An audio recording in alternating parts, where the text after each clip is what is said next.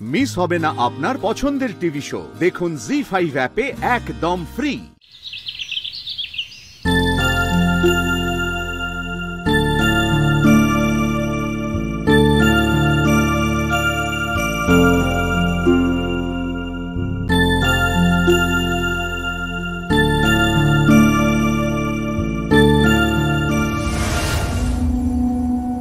এতদিন তোমার সঙ্গে আমি যা যা করেছি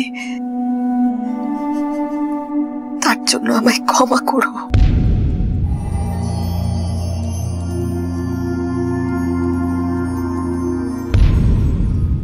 শাশুড়ি আন্টি, আপনি ভিতরে আসুন। কি বলছেন এগুলো? ভিতরে আসুন, ভিতরে আসুন। কি বলছেন এগুলো আপনি? আমি যা বলছি একদম ঠিক বলছি। আমার নাম নীলিমা সান্যাল, পুষ্পেন্দু সান্যালের স্ত্রী আমি। ভুল করলে ক্ষমা চাইতে কোনো দিন পিছপা হই না আমি, সে ছোটই হোক বড়ই হোক, যার কাছে হোক।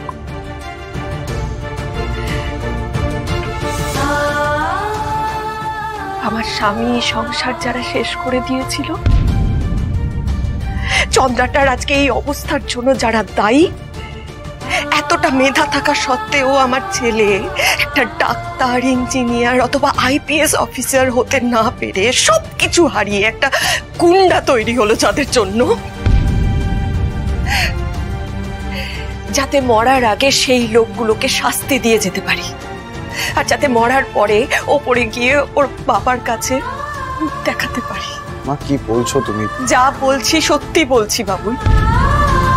এই জন্যই আমার বুকের ভেতরের আগুনটা আমি ওর বুকে জ্বালিয়ে দিয়েছিলাম, যাতে ও প্রতিশোধ নিতে পারে।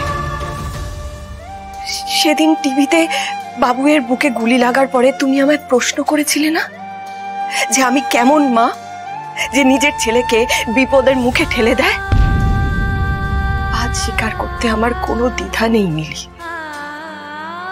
হ্যাঁ, আমি দিয়েছি, কারণ আমি চেয়েছিলাম এই প্রতিশোধ নেওয়ার আগে আমার বাবুই যেন লক্ষ্যভ্রষ্ট না হয়।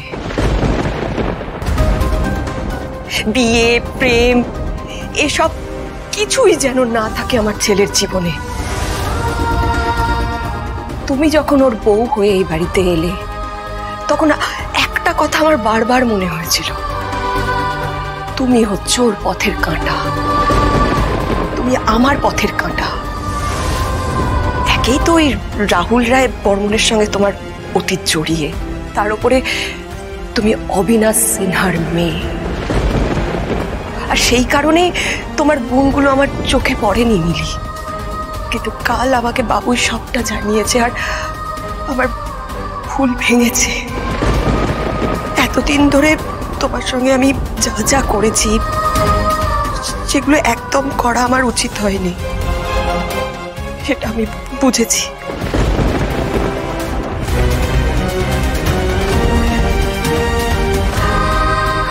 পারলে তুমি আমায় ক্ষমা করো। মা না, আমি ক্ষমা করব না। আমি আপনাকে ক্ষমা করব না শাশুড়ি আন্টি।